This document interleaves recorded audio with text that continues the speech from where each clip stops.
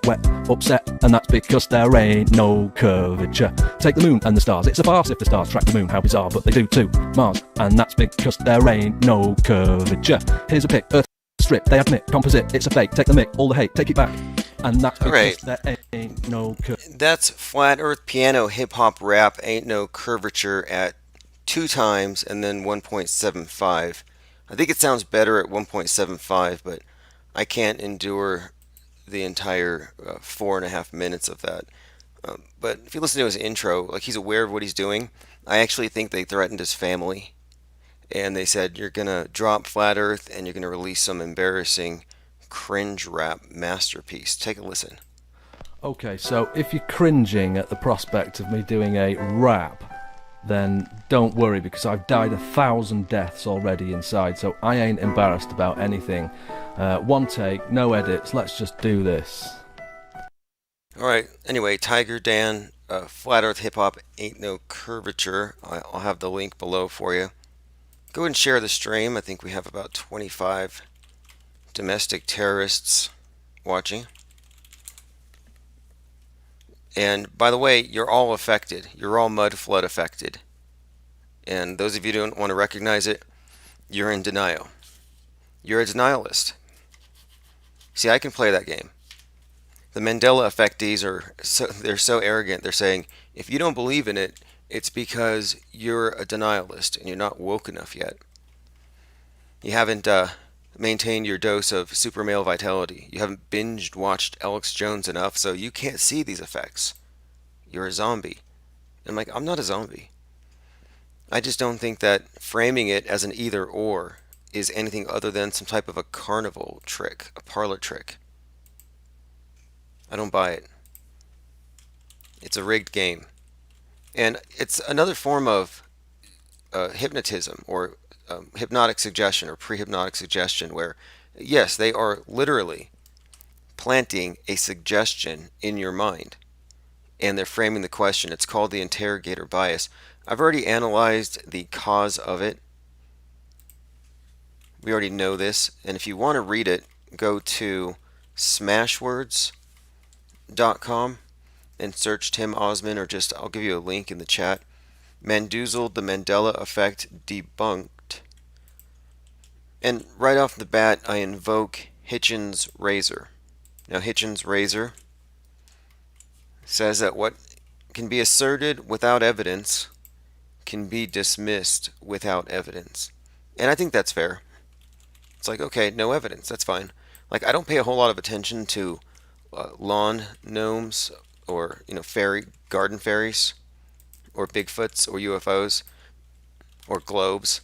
Like, I don't pay attention to a lot of the stuff that I've never seen evidence for other than just art and conjecture and belief. And that's not enough. It's hearsay or see-say.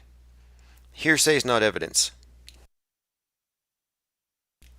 And so anyway, if you wanted to actually be critical about the Mandela effect, you'd have to conclude that every popularly misremembered catchphrase is evidence of reality shifting. And now they want to walk back. They wanted to call it the Ed McMahon effect because nobody remembers Mandela one way or the other in America.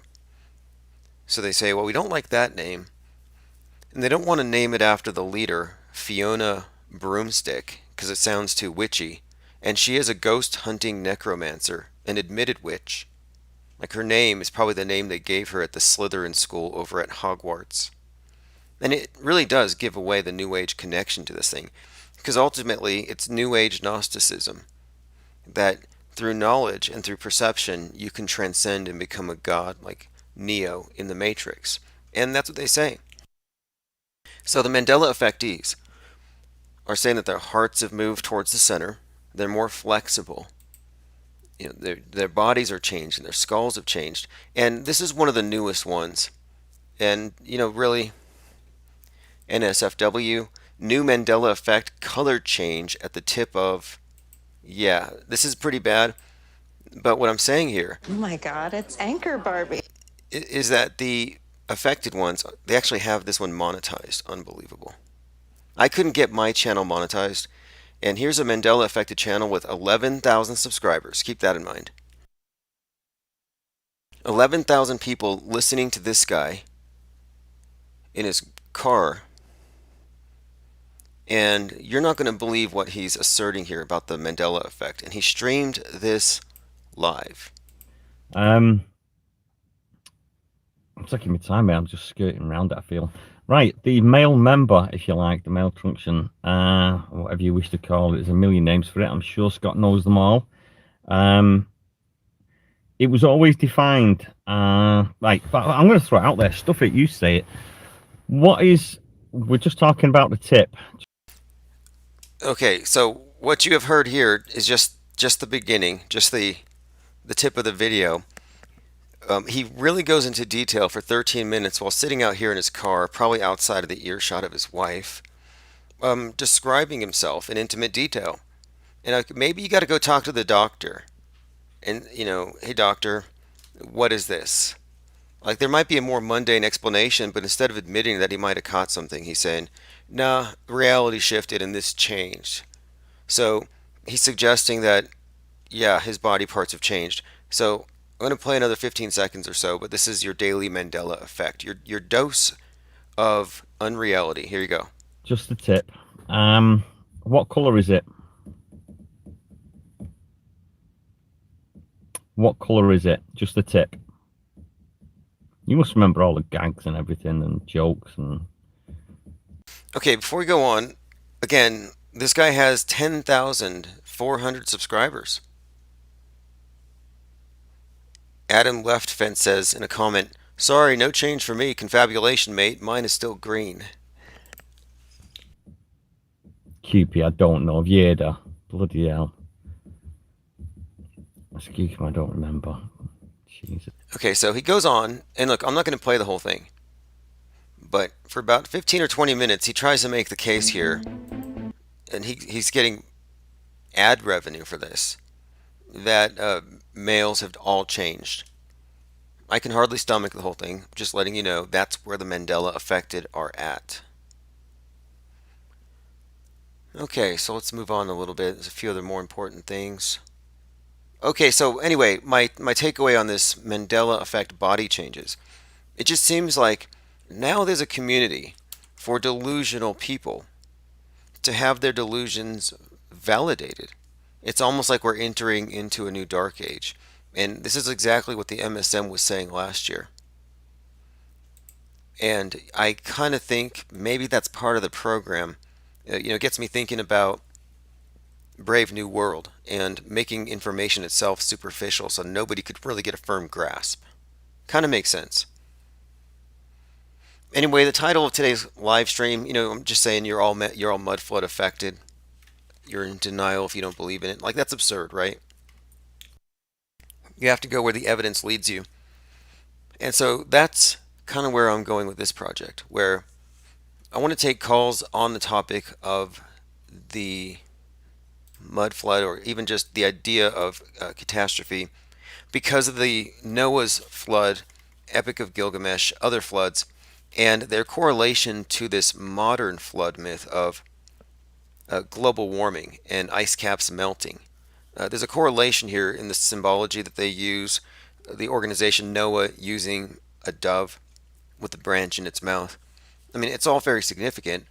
And so what I'm starting to wonder here is, is there some kind of intentional, is there some kind of, manner in which these floods are artificially created? That's one thing. Okay, also I found something else here. This is pretty good. This is a new video. A few of you have asked about this. Sturgio Studios 10.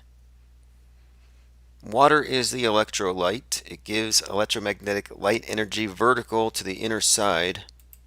He's talking about this plasma moon, but as you'll see here, he just shows you where he places the continents that we know, as he believes that they are in fact projected onto what you think of as a solid object, but what might not be.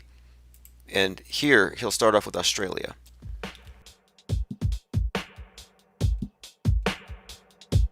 So it's a good starting point because it's pretty easy to see on most nights this particular crater. Pippi says he. I'm saying he. It's the guy who created this channel. It might not be a he. I don't mean to assume.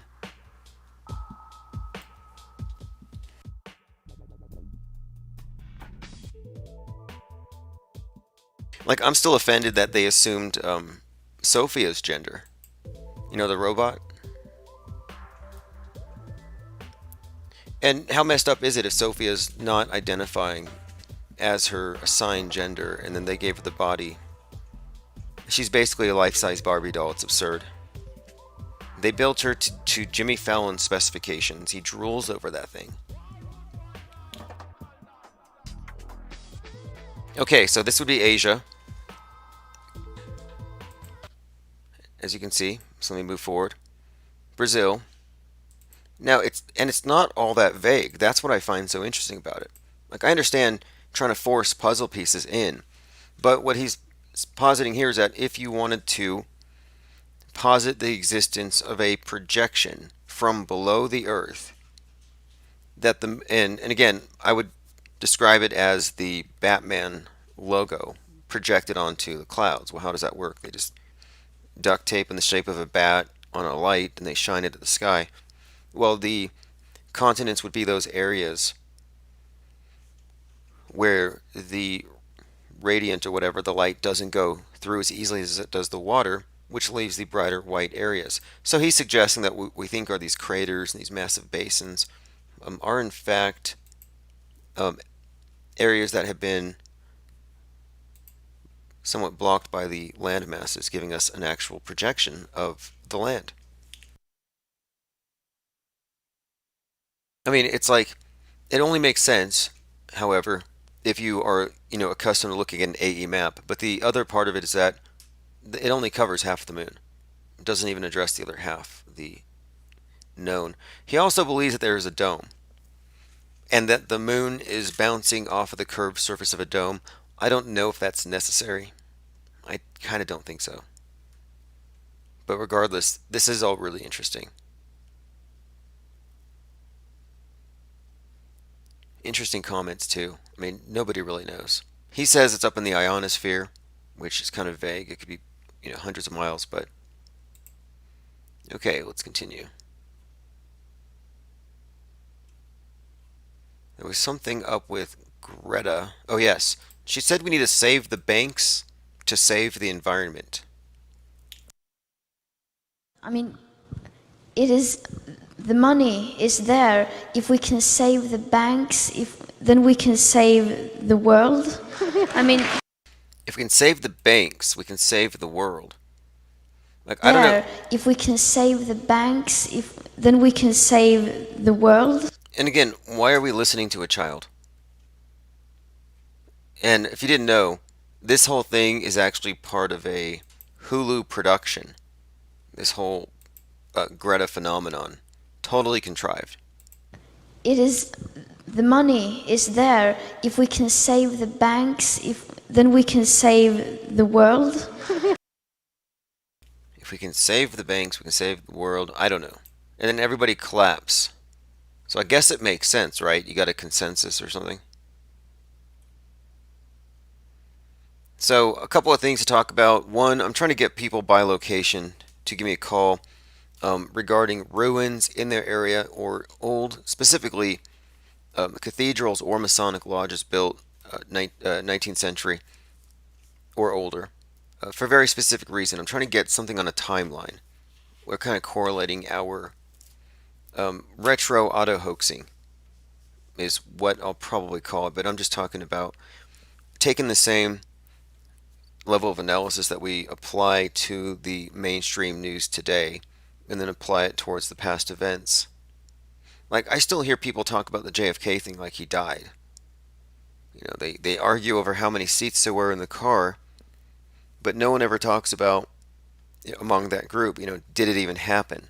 Which has even greater implications than the number of seats.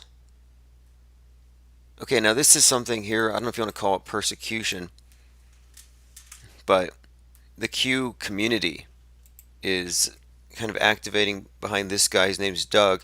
He said, I was fired 4 months ago for introducing my college class to Q. So basically, he lost his unemployment insurance benefits. He's homeless. He has a GoFundMe account, and his name is Doug. And yeah, he got fired out of his university at Mesa, Arizona for teaching QAnon. Anyway, he looks kind of like Julian Assange, actually, but he got fired. They're calling him Q Professor. I'm not sure how much they've raised. I'll probably take a look. Looks fake. This is one place, though. He's raised $6,500. Interesting. So he released a video called Plan to Save the World. Well, that does show something here. The Q people, I think, are more or less being puppeteered in much the same way that Occupy Wall Street was. Like, they didn't know. They're sitting in the park pretending to be revolutionaries. And it's like, well, you guys are being basically controlled from the White House. And I think it's the same thing with QAnon. Like, I wouldn't be surprised if QAnon, wasn't somebody really close to Trump, and it was just done as a way to get the voters involved or something like that. Post Globe says Q didn't say that would happen. Well, nothing Q has said has come true, and until Q talks about crisis actors, I just can't take him or her seriously. Like, if you don't know that much, like, that's a pretty deep secret that they don't even talk about openly, not even jokingly. And yet, QAnon doesn't know. Who's the other guy, the supposed whistleblower who has a really killer deal with Amazon, #1 bestseller? Oh yeah, Snowden, Julian Assange. Like, these characters, they don't talk about crisis actors. That tells you everything you need to know. I used to follow who I thought were journalists, people like Project Veritas. And I'm like, yeah, they're going to go speak truth to power. Look at them making a lot of noise. It's all an act. Flat Fact says Q was a character in space. I think Q was in 007. He might have been a character in Star Trek. They definitely do blur the lines. I mean, there's so many lines that have been crossed. They renamed the BFR, Musk's rocket. They renamed it the Starship, and they found a massive, I guess, a plateau on Mars shaped like the Star Trek logo. And people just buy it. Whatever it is, they just go with it. But anyway, I'm really interested in this for this reason here. The meta scripting is key, I think, to understanding all of this. And so I talked with, as you probably heard, John Levon, and one of the things we talked about behind, at his website was, where I think this thing is going. And I'm certainly not a doom boofer, as you know. I kind of think that the doomsayers are just, kind of haters. They hate the outsiders, and they want to be right. They want to be vindicated. They want to be in control. I think that's what it really is about. They want to be the new insiders or whatever. But anyway, looking into the New Age movement, which is, I think, really camouflaged, but it is behind a lot of what you see in the space program, the space drama, the SpaceX the whole narrative of moving man to Mars. It correlates directly with the New Age movement, which they do call the Age of Mars. So, I'm looking through this, just kind of like following through to see, well, what do they project for the future? And ultimately, it talks about 3 world wars. It talks about this this child who rises up, and the child is an androgynous child who leads us to Mars, to the New Age. Well, the New Age is an age of slavery, feudalism, and the elite worshipped as gods over the slaves. I mean, that's their own writings, and they call it the child. And here we go. And I kind of think this might actually equate to Greta, Saint Greta. And if you remember, somebody did an effigy of Greta and threw it over a bridge, and the Pope said, "We stand behind you, Greta." And he's the guy who says, the Pope right now, that old adrenochrome junkie, he says that if you're sinning against the environment, you're sinning against creation. So it's an eco sin. So every time I throw a plastic bottle in the cardboard recycling bin to spite Big Brother, I'm actually pissing off God, according to the Pope. So I have to take it out of that and put it into the appropriate one in order for them to recycle it. And I'm telling you, it is the God of recycling. As I was saying before, everything in the present world order is actually just a new paint job, a new cover over what pre-existed. The new world order is a continuation of the old. And I also pointed this out the other day. It's worth pointing out again. It is interesting how the only people who fear climate change are on the political left. The only people who fear chemtrails are on the right. Or they claim they're not on the spectrum, but they default to right as the lesser of two evils. They claim they're independent, but it's pretty much the same thing. They're on the right. It's pretty much cut and dry, a very partisan thing. And then you have, of course, those on the right who don't fear chemtrails or the environment, but they do fear God. But what I'm saying is, it just seems like the way that they have guardrailed this whole situation is everyone's supposed to fear death from above. Whether it's God, judgment, weird conspiracies about chemtrails, or meteors, which is the official orthodoxy. That, last Friday the 13th, we almost died.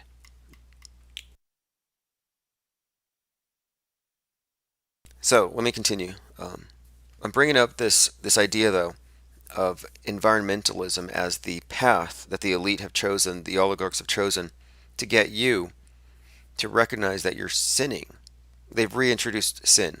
They've reintroduced this concept of the original sin with your carbon footprint. And what is being said now is basically with Greta as this child, she represents the new age. She's going to be here when we die. And what she's saying is, look what you've done.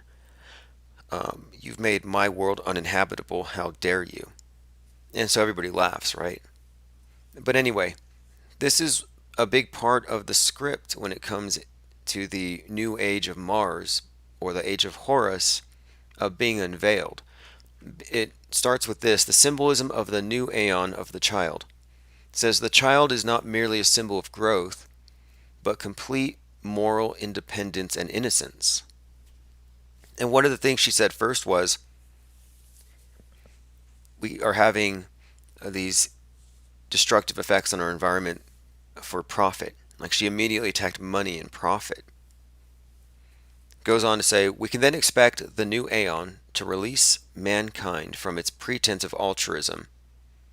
It will possess no consciousness of the purpose of its existence.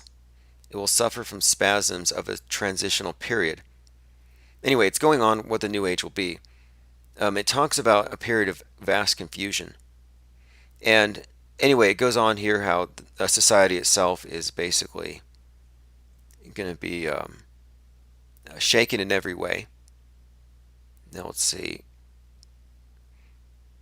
The book of the law is what they would basically draw all of this from. But this child is represented as Horus. And of course, the sun god is always represented as a child, or baby Jesus. Baby Jesus is the winter solstice sun, when it's really tiny, relative, because it's, of course, the solstice. It's being reborn. God of recycling.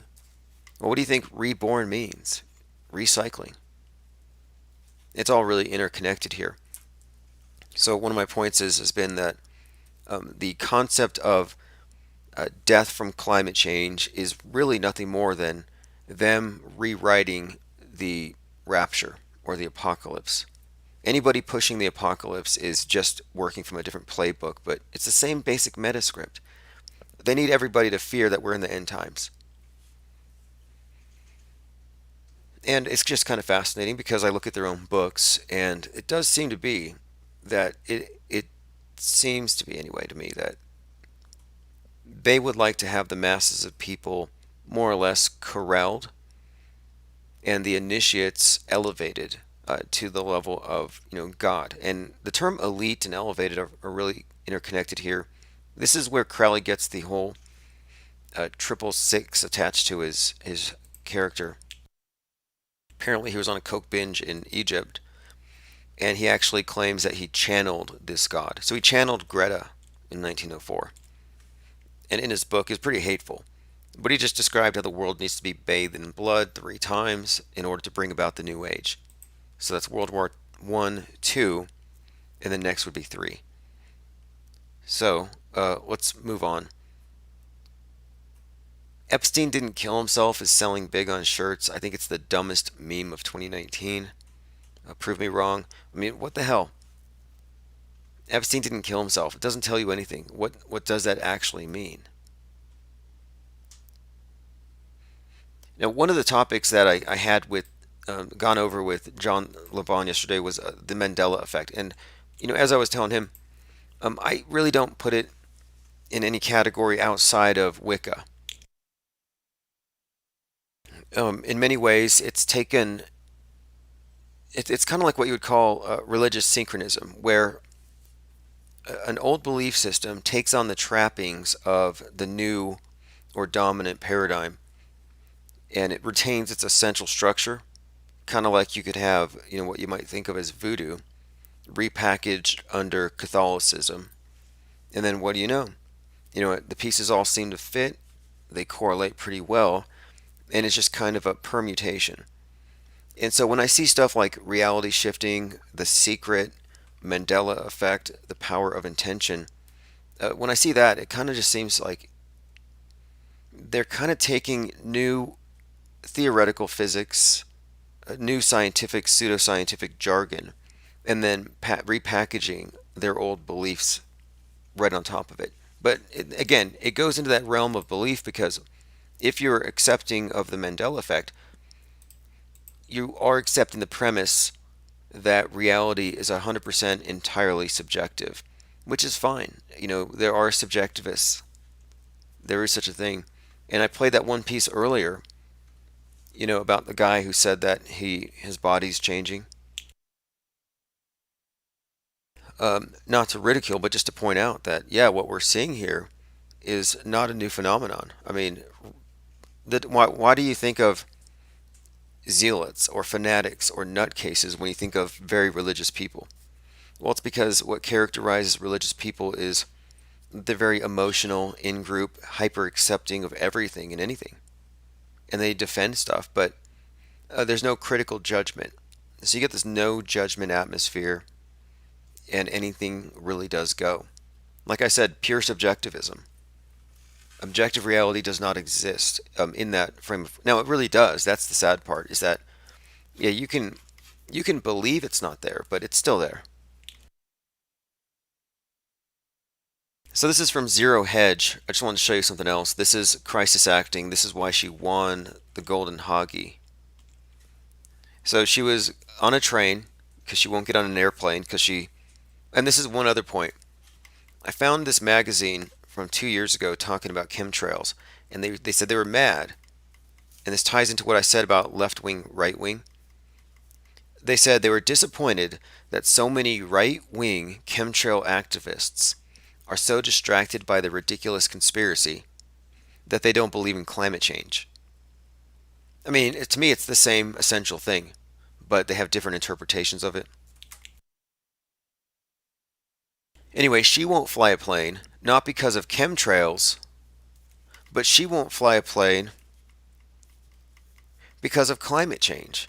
So this got me thinking, how many of you people, and I'm talking all of you conference-going people out there, who go to conferences that talk about conspiracies, that talk about chemtrails, how many of you fly out there and you believe in chemtrails? See, I get a pass. I can go anywhere. I don't believe in chemtrails, so I'm not culpable for anything. But if you're out there preaching chemtrail belief and you're flying on airplanes to conferences, you're basically complicit as those pilots. Nuremberg trials, remember that? They're like, oh, did you sit on that Boeing airplane when it dumped poisons and toxins all over these neighborhoods? Did you pay for that ticket? Did you know that there were chemtrails in there? And you'll say, yeah, I talk about it all the time on YouTube. I know about chemtrails. Like, so you knew this thing was poisoning people, and you still use this system of transit. So I'm just saying, at least she's principled. So she decides not to fly. She gets on a train. It's so crowded. And then this is a picture of her basically suffering for the environment, like a martyr. And you see how she's looking up? Well, anytime you look at martyrs, and let me just show you a martyr. Martyrs are usually looking up at God. As you can see here, classic pose. And look, she's playing a character. And this even looks like Greta. Here she is in front of that. What is this one? Wow, what a beautiful painting. But, I mean, they're obsessed with this whole image of suffering. And here she is. Look at her. She's just suffering. And this is the wrath of God. And I'm saying that this is literally the exact same thing as this. Wrath of Globe. Look at her suffering. Same look in the eyes. That's the Joan of Arc. And I grabbed it at random. I said she looks like some, archetypal saint. Just on random, I pick one up. It happens to be Joan of Arc.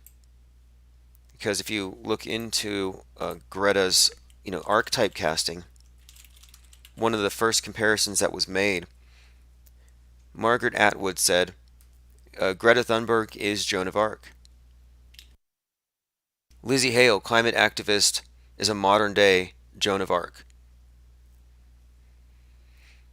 Reuters, teen climate activist is the person of the year compared to hailed as Joan of Arc. So here we go. She's suffering or whatever, but here's where it gets good. So this is from Zero Hedge. This was apparently tweeted. It says, traveling on overcrowded trains in Germany, finally on my way home, tweeted the activist. And then she got a response from the train company, the train station. They said, Dear Greta, thank you for supporting our railway in the fight against climate change. We're happy with you traveled with us in the ICE 174, and with that 100% eco-electricity. It would have been better if you had mentioned how friendly and competent the team was when they took care of you in first class.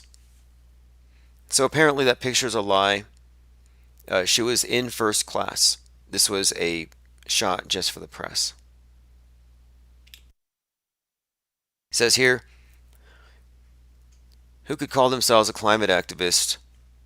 There's no bonus for Greta Thunberg. She has too much luggage, and as a climate protector, she also has fast food.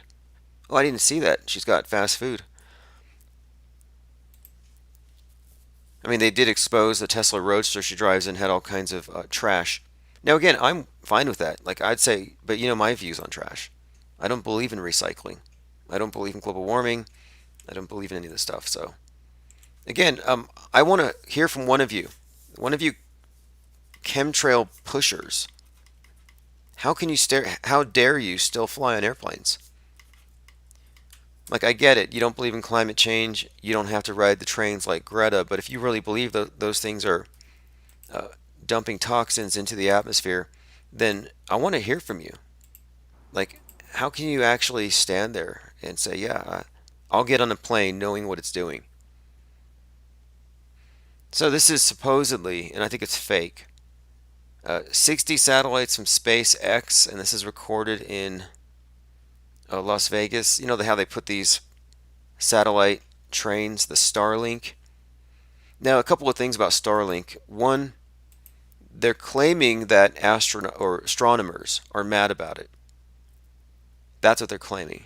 They're saying, oh, astronomers are mad about it because it's messing up the night sky. Which astronomers? Where? I mean, ultimately, isn't one of the goals of astronomy the idea that we get out there? And now that we have stuff out there, isn't that like progress? So I don't buy that.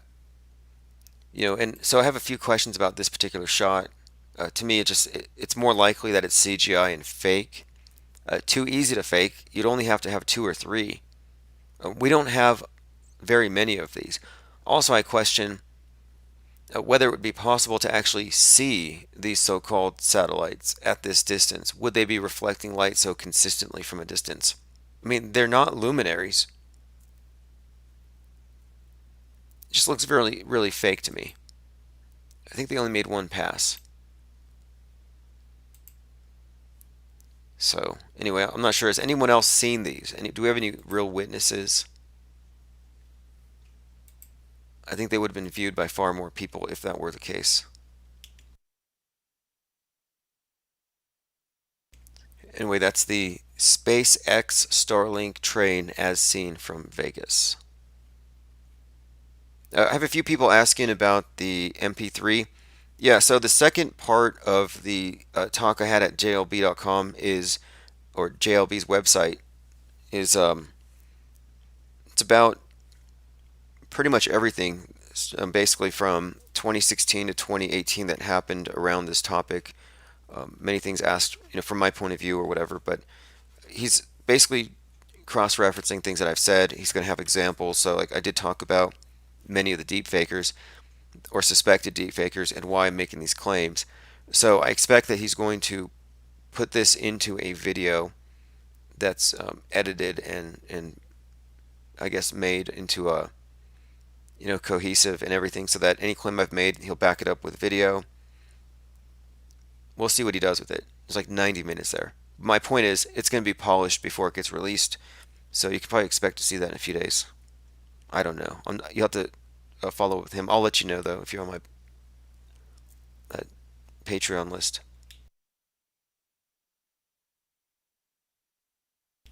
Okay, 1 second here. I'm going through a few other comments.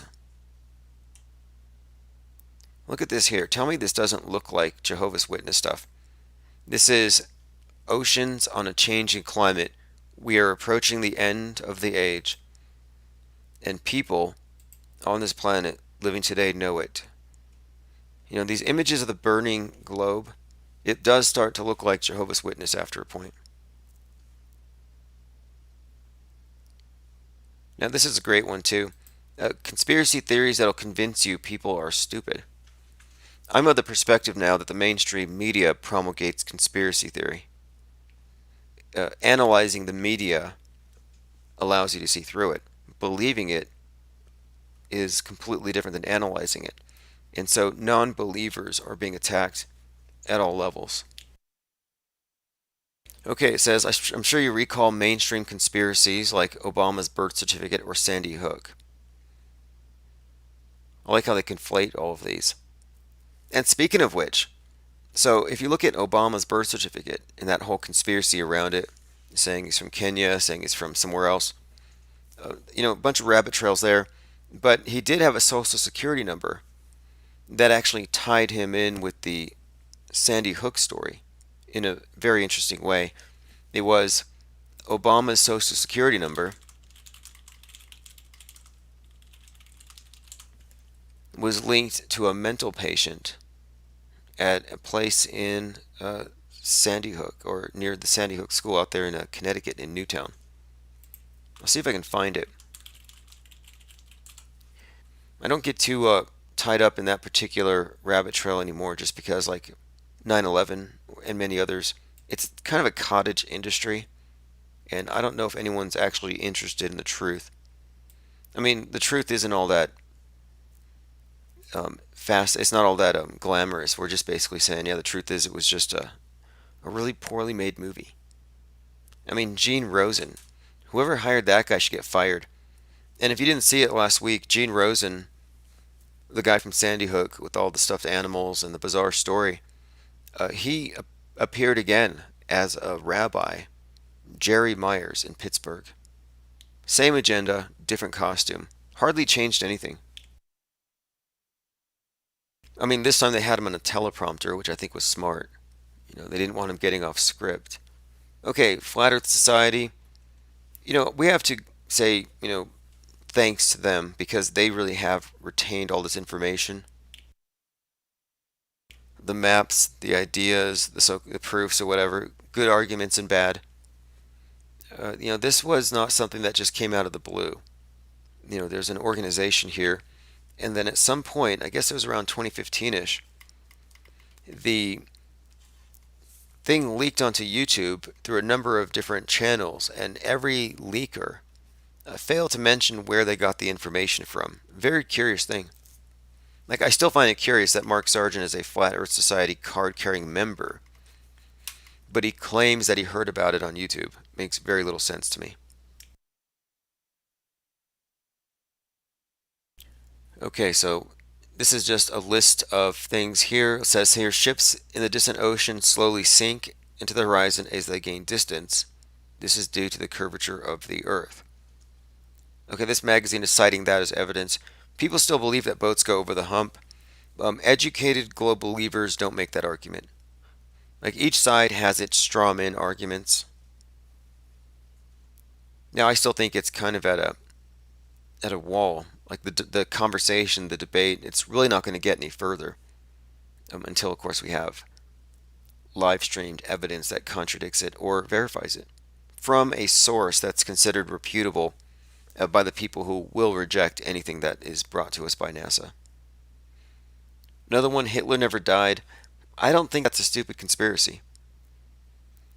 No, I think the truth is actually, it probably sounds stupid. The truth is, I think Hitler was just another actor on the world stage, just as fake as Tupac. Russia hacked the 2016 election. See, these are conspiracy theories, but climate change isn't. Mass shootings aren't. It's always just revealing how partisan these things are. It says other funny conspiracy theories. The Large Hadron Collider is going to punch open a black hole. You know, people do believe that.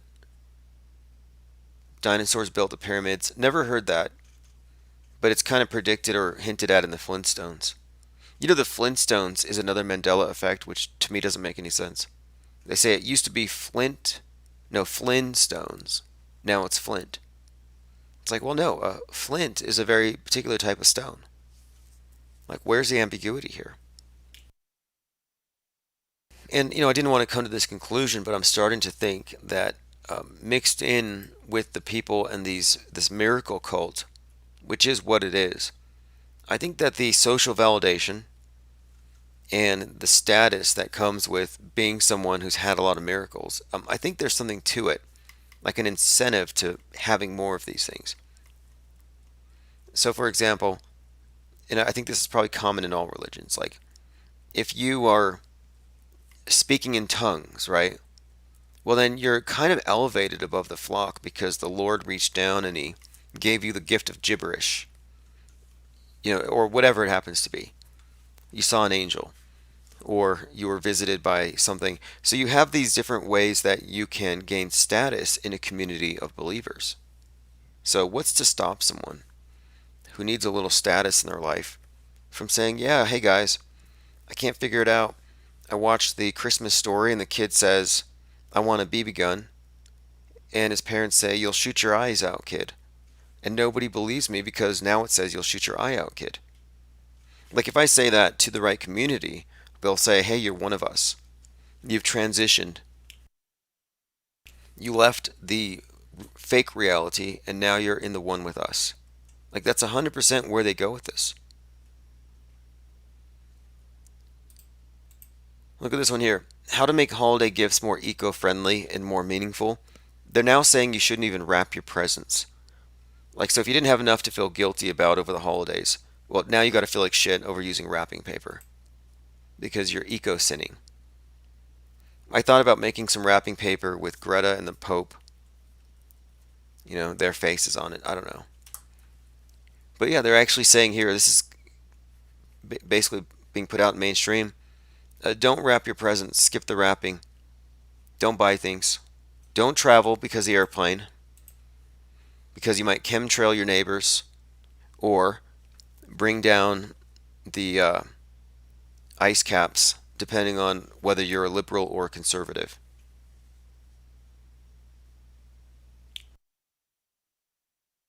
Flat Fact says, for me, YouTube streams at 144 KB.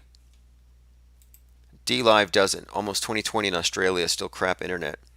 Yeah, well, you can thank pretty much the auto hoaxers for ruining your internet.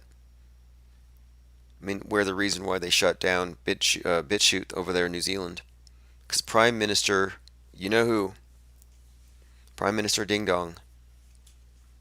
was like, nope, we can't have this. They're calling out our PSYOPs. I was watching one of those PSYOP videos, the New Zealand video. Shout out to PewDiePie. such a damn video game. It's so obviously fake. And there are two different videos, and none of the shills want to talk about video 2. Oh yeah, let me go ahead and open phones. 505 510 4226. I had my ringer off, so if you're calling, you are going to have to hang up and redial. Also, we were talking about the meaning of this hand gesture, which is the hand symbol the devil makes in the tarot cards. The live long and prosper. It's an ancient symbol. It has meaning beyond Star Trek. And it does tie in with a few there's a few other tie-ins here. One of them has to do with the male version of Venus, like this god Vulcan or something that the Masons worship. Very interesting stuff. Anyway, yeah, phones are open. Let me go ahead and put the numbers in here. Mainly what I wanted to ask is, are you mud flood affected? And there's a very important reason why I'm asking that. And for those of you who have not read it yet, inoculate yourself now. The numbers of the affected are growing. I mean, unless you need it. Unless you need miracles in your life. But it leads to one thing. It will lead you back into your spinning ball. So you might think the earth is flat and stationary. But if you get on board the Mandela bandwagon, you leave behind stationary and flat. And you replace it with shifting. Ever-shifting, subjective, neo-Gnostic multiverse, which is 100% anti-Christian. You might even say it's a Luciferian doctrine. This form of extreme magical thinking where every individual is essentially God of their own universe. Are you your own God? Can you Mandela yourself a Lamborghini? Just snap your fingers and, a drone-delivered Grubhub Taco Bell platter just arrives at your window. Like, that's what they're angling at here. The Mandela people are really trying to become gods, I think. I think that's what they're doing. I mean, why else would they say, like that one guy did, that he woke up and had a different dong and his heart moved, and he's more flexible? Like, whoa, where are you going with this? Like, I think they mean that they're turning into kind of like X-Men characters or something. Like, next thing you know, they'll be flying. They'll be, I don't know. They'll zap people like me, like non-believers. Like, you laughed at me, like this is not even my final form type stuff. Dropping some links for you. That's the link to read the book Mandoozled, Mandela Effect Debunked. There's one rule here you can use, and that's Hitchens' razor. What can be asserted without evidence can be dismissed without evidence. It's that simple. And look, you can use the same dismissive attitude towards any of the pretty paintings handed to you by NASA or SpaceX. I was shown this car commercial where this car went into space and it looped around the Earth. And I'm like, well, that's not evidence, so I'm just going to dismiss it. A shooting happens. I see no blood. I see no tears. I dismiss it. Hitchens' razor.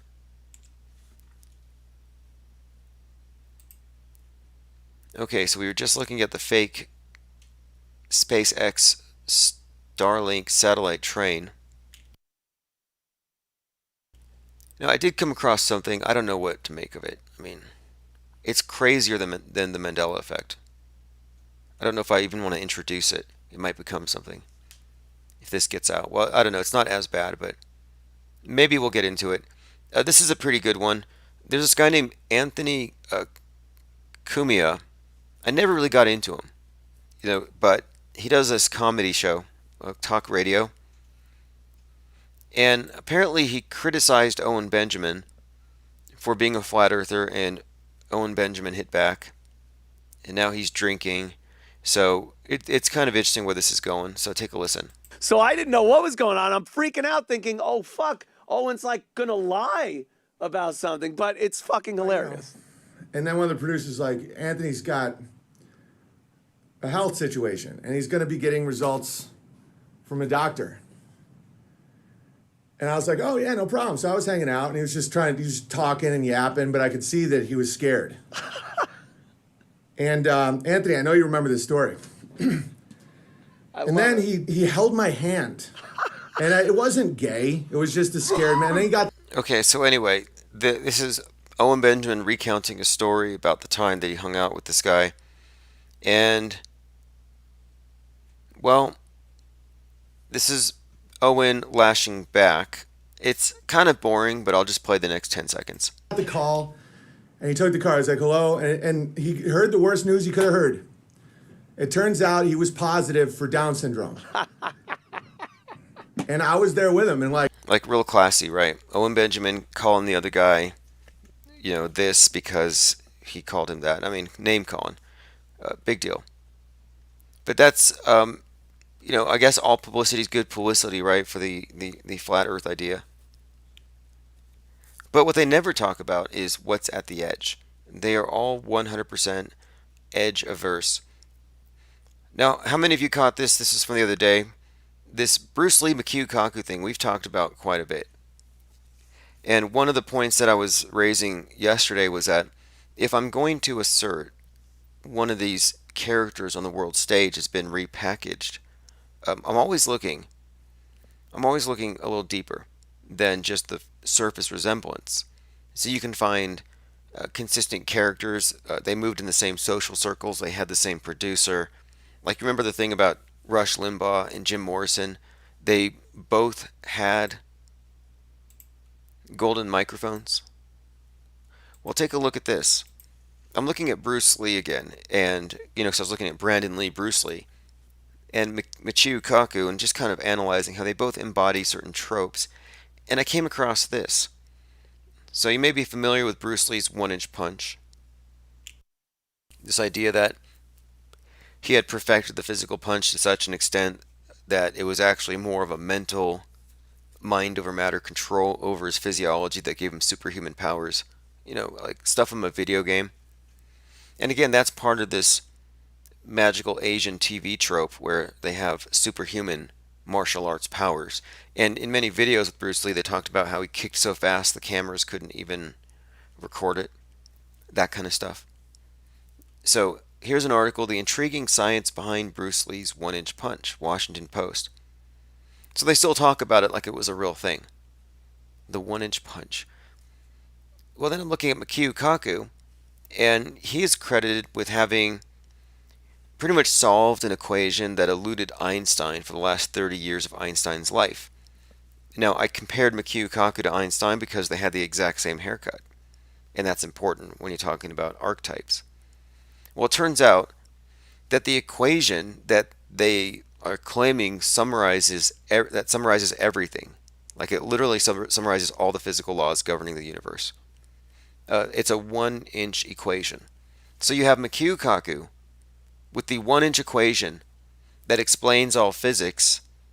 Then you have Bruce Lee with the 1-inch punch that shows mind transcending matter.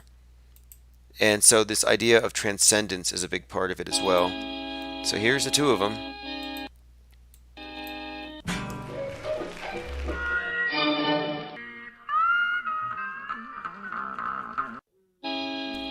Here you go again. So, just one more thing to add to the puzzle here. I mean, there are many other pieces, and I went over this in detail a couple days ago. But when I was going through my research just yesterday, they were also saying that his equation is the equation that you use to read the mind of God. I'm telling you, it's more like theosophy or astrotheology than theoretical physics. It's mysticism. Somebody says it's pronounced Michio. What have I been saying? Thank you for correcting me, by the way. I'll just call him Bruce. Bruce Kaku and his 1-inch equation. I mean, really totally busted if you ask me.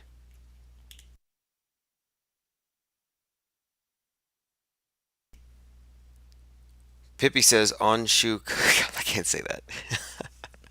Okay, so let's move on. Just saw something in the comments. I almost went with it. I always have to look before I leap here. Yeah, so Greta's a massive hypocrite, like I said, and I called it. Look, the day before this story broke, about how she was bitching about how hard it was on the train when she's really in first class. The day before, someone had said, "Who's Greta? I haven't been watching the news." And I said, "Yeah, just picture Al Gore in a little girl costume, basically."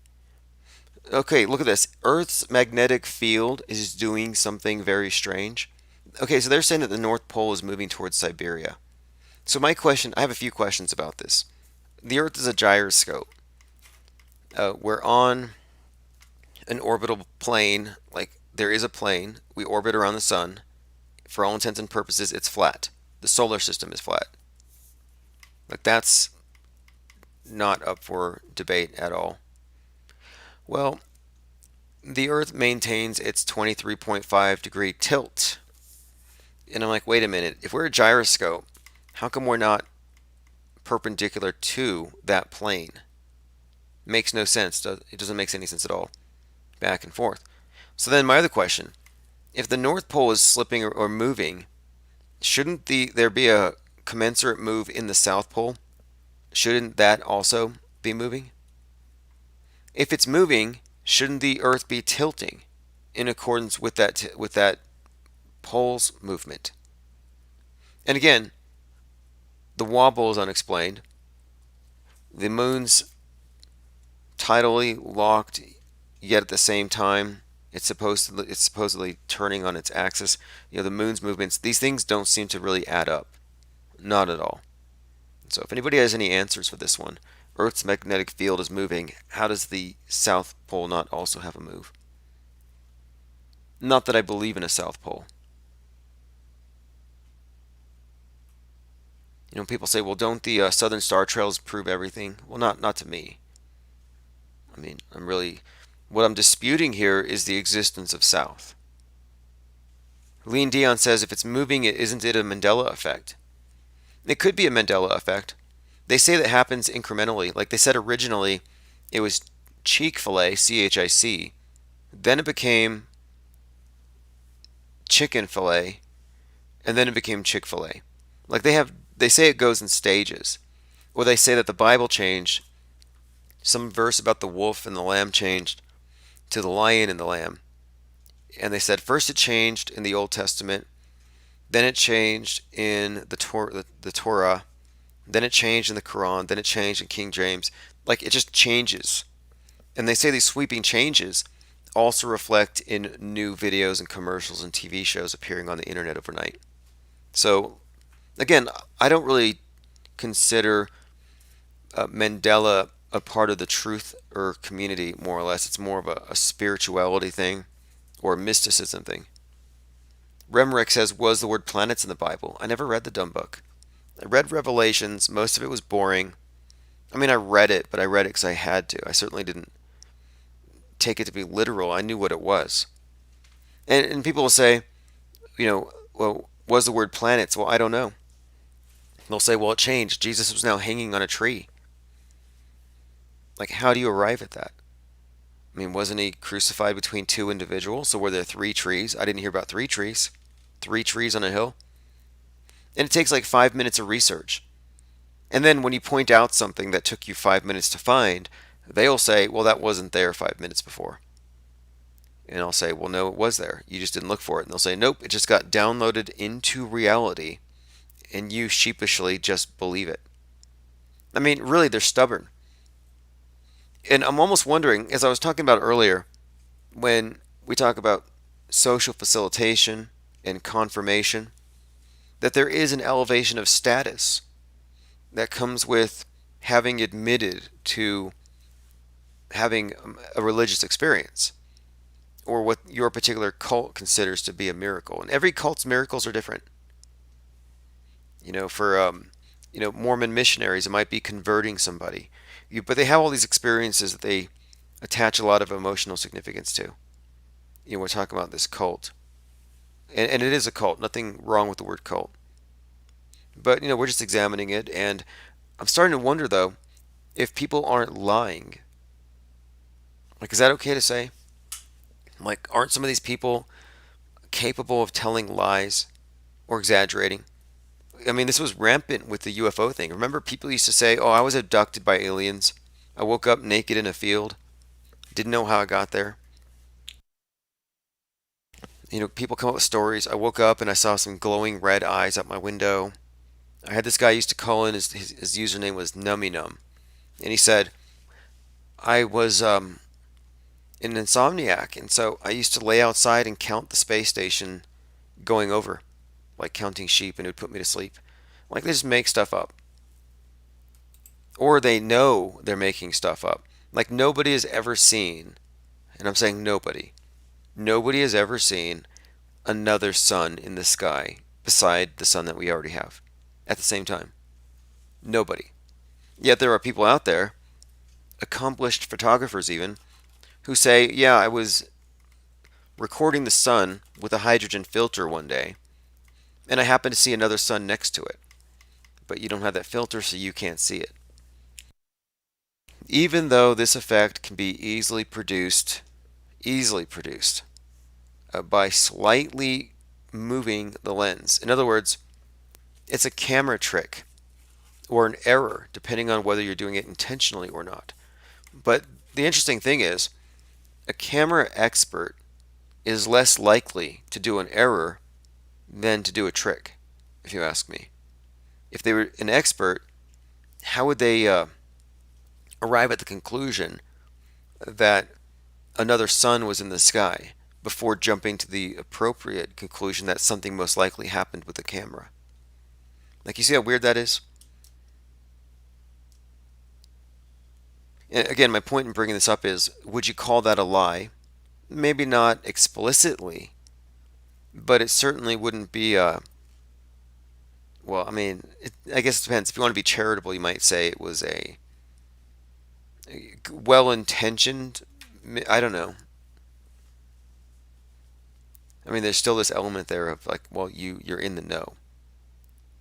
And will people lie and confabulate for attention, for money, for fame, for status? Absolutely, why not? Lean Dion says, "Clever doing it so simply. If he's caught out, he can say it was just a mistake with his equipment." Well, it depends. If I do it, I can say it's a mistake with my equipment. You know, right off the bat, I guess. If I try to say I thought it was a second sun, people would say, "Well, we know what you think about these things." But here's somebody who has a record of providing strange photography, like lunar waves and UFOs. So coming from him, no one's going to question it. Pippi says, "I still don't know what it was, but Auto Hoax 100. Okay, well, here's something else for you to consider. Lights in the sky. Stories about lights in the sky. Okay, let's say your friend tells you, okay, it was 11:11 on a dark country road, and I saw a bright light in the sky. And then it landed and it was a UFO. Well, if it was a light in the sky, and you're talking about a scene that happens at night, it actually would have been in the earth, in the shadow of the earth. People who say they saw the space station flying over their house every night, like that Nummy Num character, he's lying, because it's in the shadow of the earth, if you accept the conventional model. So most lights in the sky wouldn't actually be that high up, and there would be a conventional explanation: airplanes. That's about it. Aircraft. And not as high as you might think. Lean Dion says he predicted he would see a second sun on film in his early podcast in the 33rd minute. Well, my question is, with so much interesting information out there in areas of research, why would you have to make stuff up? I mean, isn't that just, being a bit of a charlatan? But I thought this was going to happen. I was asking everyone here, what do you think is going to happen when it comes to the Mandela effect? Are we going to see the thing go away after the movie, or is it going to blow up? And what I have found is this: they are not open to the rational, logical explanation. They reject it. They reject objective reality, which is okay. It really is. It really is okay. I think it's just fascinating. I think it's actually kind of revealing, but it shouldn't surprise you because remember, like 70% of the people who look into the topic of NASA's deception, 70% have essentially attached it to the Bible. So that doesn't really surprise me that even people who are deconstructing the media every day, looking at the news, calling it fake, it doesn't surprise me that they would fall into the trap of what I would consider to be mysticism. Cam B says an Asian Democrat is wearing a mask. Someone told me who he was and it's spot on. I can't remember the name. Is it Andrew Wang? I'll be right back. I'll be back in 90 seconds. The Mandela effect is in crisis.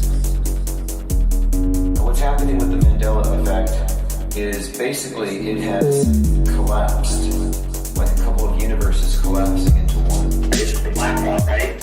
What's happening with the Mandela effect is basically it's all just a title. You're never gonna know who the You don't understand science. How's that? You don't fucking understand science.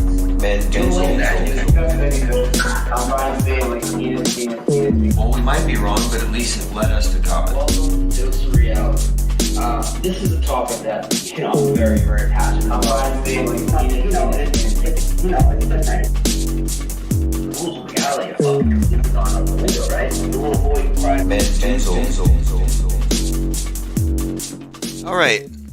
I'm glad that Cam B is here. Cam B is bringing something up, which I've been looking at this one for a while, and every time I see it, I think it's a hilarious proposition. If you are suggesting who I think he might be, so this is Andrew Yang. You may remember him from Whipped Cream Gate. If you don't know what that is. So basically, he opened a new office out there. I assume it's in California. And he invited his supporters to show up and basically swallow mouthfuls of whipped cream that he, just basically was going to pour into their mouths from the container directly. And I don't know if you saw it, but basically this was part of a video. They were celebrating it, and he said that he's going to be your first full-service president, whatever that means. It was kind of bizarre. Like, they literally lined up around him like... It's like Beatlemania. Like, they really... and people do worship their politicians. And look, before you guys mock that, before you mock it, I want to bring something else up. Because you know what the symbolism is. Like, you don't have to... really have that broken down for you. But it's worth noting that the Catholic communion is the same essential rite, if you want to call it that. Pippi says Jesus Christ. I'll have to play that next. Okay, so what I'm going to show you here, and we'll get into who this is, because I think this might fit in with his character. This might fit in with the character that or the personality behind it. If Andrew Wang is a deep faker. So let's go ahead and go to that scene. Hell yeah. Yeah, look at this. We know visit style. No office opening is complete. Who's next? Get in here. So there you go. There you go. I mean, look at this. This is Andrew Wang. Acting like a total weirdo. His handler has to say, hey, watch it, man. The internet's looking. Pulls him away. Now, look, I think his head looks like it's rubber. Like, honestly, I'm just saying. From the very first time I saw that, I'm like, is that a bodysuit? Like, it looks a little goofy to me. Very masky on some shots. So, I'm very much open to the possibility that we might be looking at another deepfake. It's kind of funny because it's such a clown show if that's the case. Cam B says he's masked up. Okay, so let me go ahead and get a picture of this guy close up so you know what he looks like, and then we're going to go ahead and bring up who you think he might be I got an anonymous tip a couple of weeks ago, and he said, "Hey, I actually like Andrew Wang, so don't blow his cover." I'm like, I'm not going to say it, but we'll see if someone else breaks this one. I'm telling you, this is okay. This is almost too easy if it is. Going through your comments. Yeah, Cam B says he's completely masked up. Let me go ahead and open my phones in case anybody has any theories about who this guy is. No, it's Andrew Wang. 505-510-4226. I'm sorry, I'm bad with my pronunciation. I've been saying McHugh Kaku. Apparently it's pronounced Machiu. It's a Mandela effect.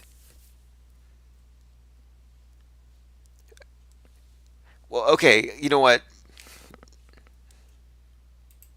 I'm just going to tell you what I heard. This is just conjecture at this point. So, yeah. A-Call Day 2323 says that that neck is masky as hell. Yeah, exactly. That neck is masky as hell. I concur with that. So, let's take a look here. If this particular government jester is running for office. I mean, is that possible? This is who I heard. I literally heard someone, they said, hey, I'm pretty sure that Joe Rogan is wearing one of these rubber hoods you keep talking about, one of these silicone masks, and, you know, with his, they literally think, and look, it makes sense. I mean, we're talking about a Democrat. And look what he's wearing. His shirt says Round Earth Shill. You know why he's wearing that shirt? Exactly. So, I mean, obviously he's a Democrat, and if anybody who would find it funny making a mockery of Democrats like that, it would be Joe Rogan. He's a comedian. Chazology Beard says, this is why they hide so much from the public. Hoarding tech is how they deceive so many. Well, they did hoard this mask tech. And look, when I look at his hands, it looks like a whole suit, and he's just going out there. Look, he's a comedian.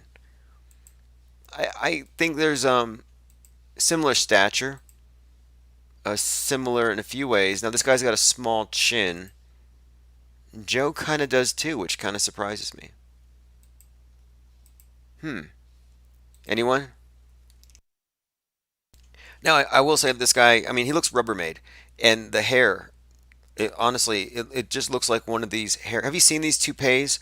They've got these new toupees where it's basically like a bald cap with the hair in place. It looks just like this. Salty says, for me, it was between Joe Rogan and Jimmy Fallon. Well, Jimmy Fallon is very skilled as an actor, as an impersonator, and disguises. And he definitely runs with his whole crew. But that's definitely a Rogan joke. If you ask me, Andrew Wang spraying whipped cream on the faces of his voters, and he's going to be your next president. Yeah, that's a Rogan type thing, if you ask me. So I think I have it figured out. Joe's like, all right, guys, I'll stop talking about the fake moon landing, and I won't touch flat Earth. But you got to give me something. And so then, you know, NASA, CIA, they're like, all right, Joe Rogan, you're going to be a shill. You're going to be a round Earth shill. You're going to be hated by the flat earthers. However, you'll have the top podcast at Apple, and we'll let you be president in 2020. We'll let you kick Trump's ass. And I think that's the deal he got, but they said, but there's no way you can do it because too many people wouldn't go for it. So we're going to invent this character, Andrew Wang. I'm going to give you this mask, and then you're going to be president in 2020. Just be a big jackass. And he's like, yeah, I can do that. Boom. Joe Rogan in a rubber mask is Andrew Wang. That's the only story that makes sense to me. If anybody has anything better, do I have proof? No. It's all conjecture. But you know what? I'm right more often than NASA is when it comes to like asteroid strikes. How many times have they said, yeah, you're all going to die on Friday the 13th. Nothing happens. How many times have they promised you death, destruction, internet blackout, chaos, cannibalism, the whole thing? It's already supposed to have been The Walking Dead, like many times over. Nothing. Chazology says, I'm digging the face apparel. You think so? You think he's masky? Let me zoom in a little bit more. Now, what we're specifically looking at here, I usually look at this area where the neck and the jawline meet. And I think this is why many of these masks have beards, and we pointed that out with a few of them. I don't know. I mean, we're going to compare it to some other ones, but also look at the skin. Just compare the skin. Okay, this is not a mask. You know that. This is what skin looks like. Pores, imperfections. It's not all that uniform. If you were using the paint grabber tool, the eyedropper in Photoshop, and you moved that little cursor around, you would find several dozen colors in close proximity across Joe Rogan's face. But then you go over to some of these more masky ones, the ones we suspect to be masks, and generally you find a complete lack of imperfection, which could be makeup. It could be studio makeup in a lot of cases, but I'm more inclined to think that that's what we should be looking for. Granted, some of these masks look increasingly real as they are improving these things, but especially here, this looks totally fake. And the way he moves, like, I'm looking for movement in his head left and right, because that would be given away, I think, by the rubber mask. Lake Air Bear says, I never considered Joe as a shot for president, but this checks out. Yeah, you want to vote for Joe Rogan. Now, of course, this is just a theory. Put my number in chat if anybody has any evidence to suggest that Joe Rogan isn't deep faking as Andrew Yang. Thank you, Andrew. That was great.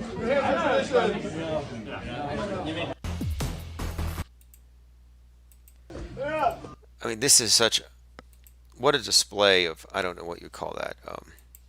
It's beyond just obsequious, worship. This is, and look, even here, look, I'm telling you, that looks very masky to me. Siren said, would it be weird if they weren't physical masks but superimposed digital masks? Yeah, that's entirely possible. A Call Day 2323 says Joe is short, just like him too. Yeah, exactly. Wang's head is too small. Joe Rogan has a fat head. You know what? I'm looking here and I'm saying, no, that looks like a bobblehead. And moreover, I think it goes over the hands. And we're going to have to look. I'm looking here. But one of the things, let me show you something here. If you look at the Avengers, behind the scenes, there's a part where you have Thor wearing a bodysuit. Now, not all bodysuits are fat suits. But one thing about these suits is that they're hyper realistic, and they could make you muscular, they could make you pregnant, they can make you breasted, or the reverse. So here's the Thor guy being put into his suit for the day.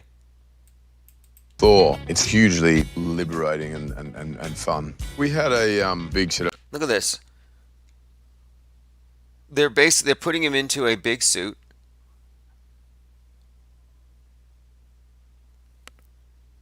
It covers his entire body. You can see where it merges with the neck. a fat suit, which I think was sort of 60 or 70 pounds. This little move.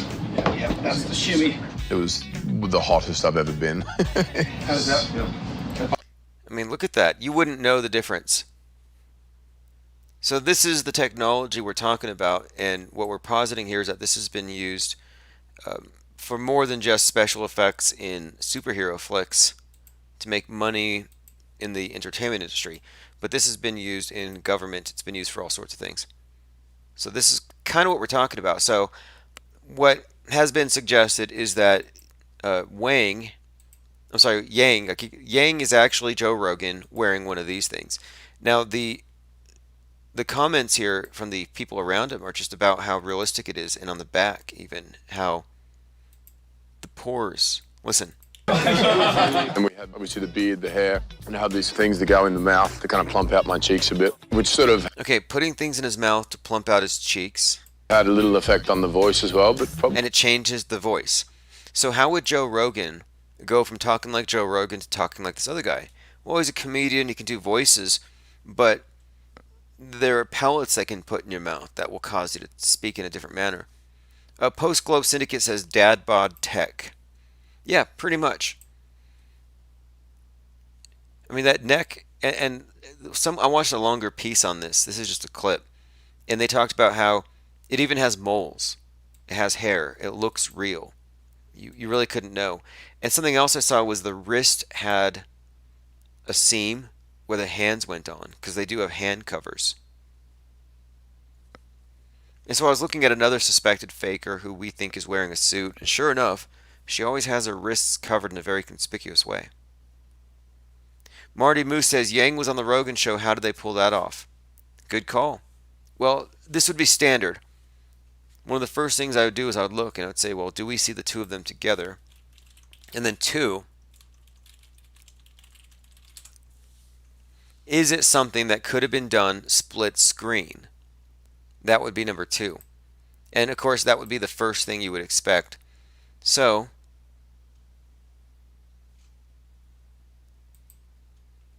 I would say that would almost be a guaranteed deal breaker. I'm waiting for my caller. Danger Bear says Joe the Toe doesn't live stream his interviews. I think they do record them though. The first thing to do is you look for the two of them together, but it also has to be in a convincing way. We had this thing called Beavergate where, research rubber beavers, where there's this wax statue of Justin Bieber that was being photographed with The Weeknd, and people were saying, well, no, this is evidence that it's two different people. Well, no, it's evidence that one of them took a picture with a wax figure. Full Metal Bear Jacket says it was an enclosed room. Well, look, they've been doing,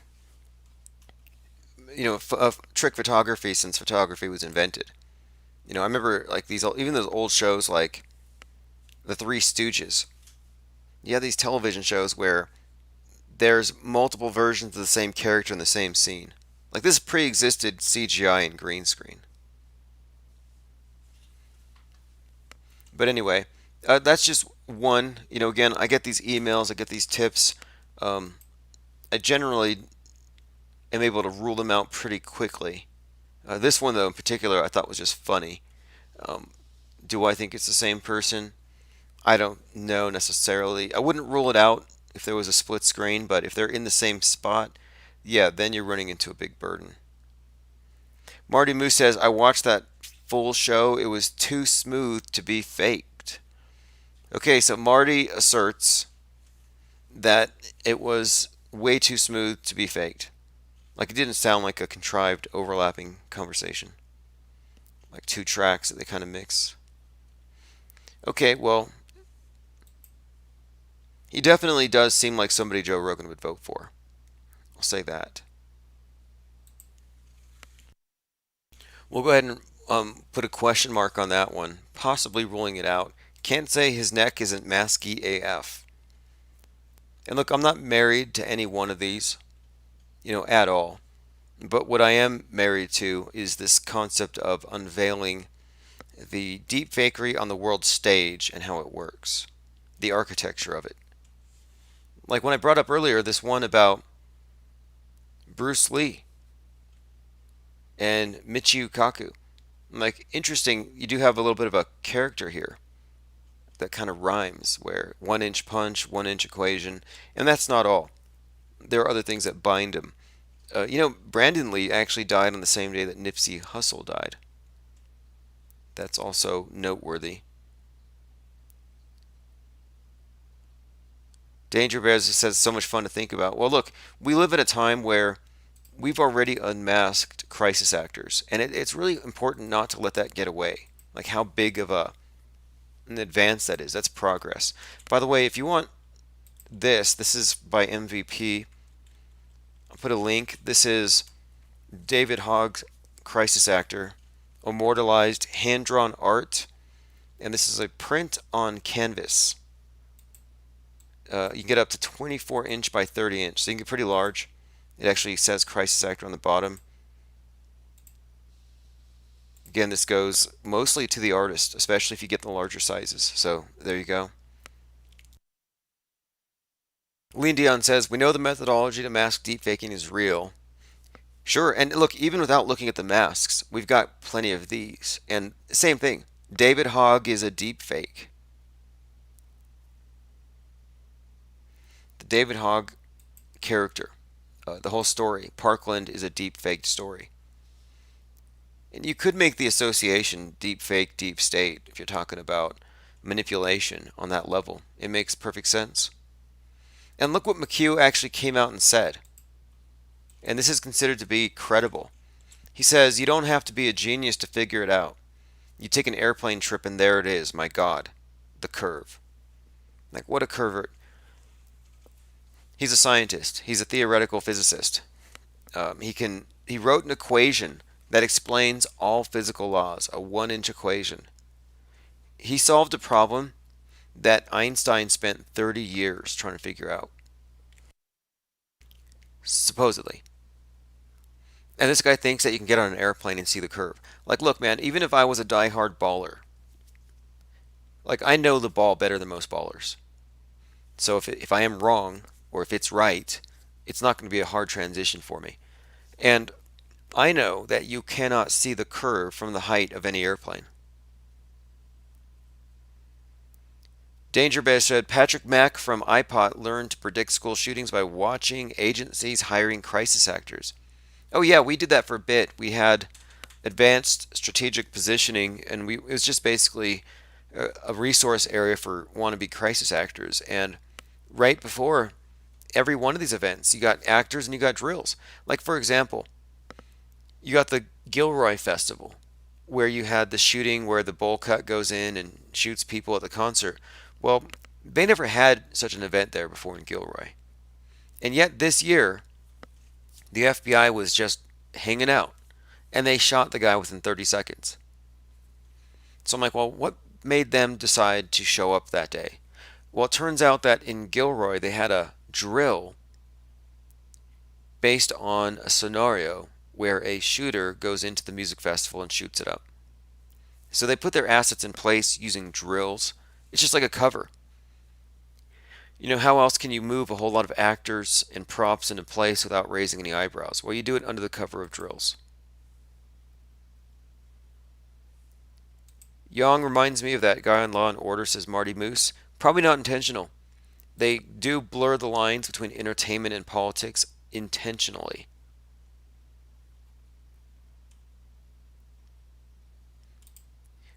That's why it's so interesting to watch how these characters evolve. Like, you know, Greta Hogg, big hypocrite, but she's not the first braid. Like, look at these braids.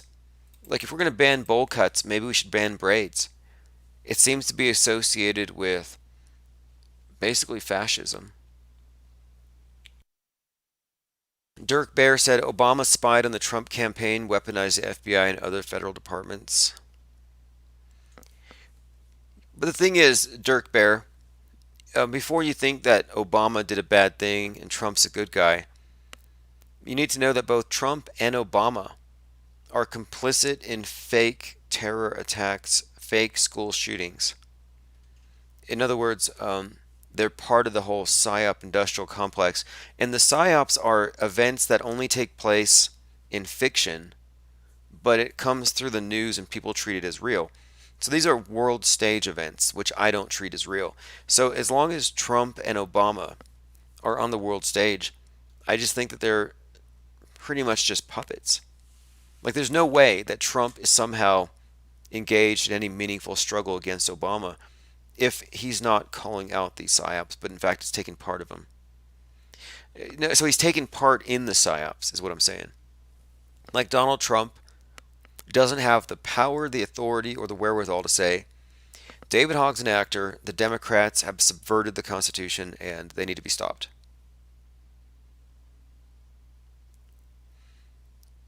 Mr. Drobot says, similar to hand sign, these braids are a dead giveaway. Sure, look who else came out. I think this may tie into it. What's the girl's name from Frozen? I'm not sure what the connection is yet, but we're talking about how, you know, they propagandize us and they target the youth. So why are the youth being given this as an icon? Is this, you know, Greta in some way? Are they trying to create an association? So I'm trying to look like, what type of characteristics does she have that would cause them to associate it? I mean, maybe, maybe not, but I just think it's a little conspicuous. Frozen. This concept of climate change, global warming, and I'm not really sure if it ties in, but I do know that the braid is probably significant because she's actually aimed at the youth, radicalizing the youth against the adults, getting your kids to blame you for poisoning the environment. She also seems to embody the character from The Never-Ending Story. The princess, I don't know her name, but she was the one who's basically begging the main character to save the world against the nothing. And the nothing could really just be a climate change. But again, I'm just really looking at the archetypes they use. So take a look at this one. Post Globe Syndicate says Trump and Obama are distant cousins. You know, it's funny you say that because before I heard about deep fakes or looked into it, or started to refer to these masks and their implementation as deep fakery, and before that, I said, you know what, I voted for Trump, but by 2017 it was clear that Donald Trump is just Barack Obama in a fat suit. Like, I called that a while ago. I don't mean it literally, but I was like, well, how is he any different? Anyway, check this out. This is another Greta, I think. Understand that he's the one who has the power to stop it. He simply can't imagine that one little boy could be that important. Again, this is basically her pleading for everyone to stop the nothing. How dare you? You stole my childhood. Save us! All right! Save us. I should be in school. I shouldn't have to do this. That whole thing. Chazology says, I disagree on Trump. You don't actually get headway on constant. Okay, well, look, you might believe in your partisan politics, but Trump doesn't know that nobody dies at these events. And so if that's true, well, then he's very much not powerful, not in the know, or totally ignorant. If it is true, then he's part of it. He's complicit. And that's a pretty big deal, I think. He claims to be against the left-wing news and the lying media. Well, look, man, if you just called out Hogg, you would bring down the fake media. Why don't they? You know, that's a valid question. I think it's a valid critique. Why isn't that ever brought up? Any of these people like Mike Cernovich, anybody on the right who says that they have some legitimate interest in some way bringing down the mainstream news, it's like, well, here's your chance. You know, you have all the information that you need. You have all the information that you need to make this happen. And I'm not really, keen to the lesser of two evils. I'm a conscientious objector. I think it's at this point irresponsible to vote for crisis actors, and Trump is a crisis actor. The concept of Trump is a crisis actor. Is there really any other way to put it? Is he less of a crisis actor than Robbie Parker? I mean, isn't he just not giving? I mean, look, every time there's an event, he gives it his stamp of approval. He gives it his condolences. He was there for the Alondo one. Like, all the advances in the narrative that have been made by the gun grabbers have been done with his blessing since 2016. And that's undeniable. That's why I called Obama Trump in a fat suit.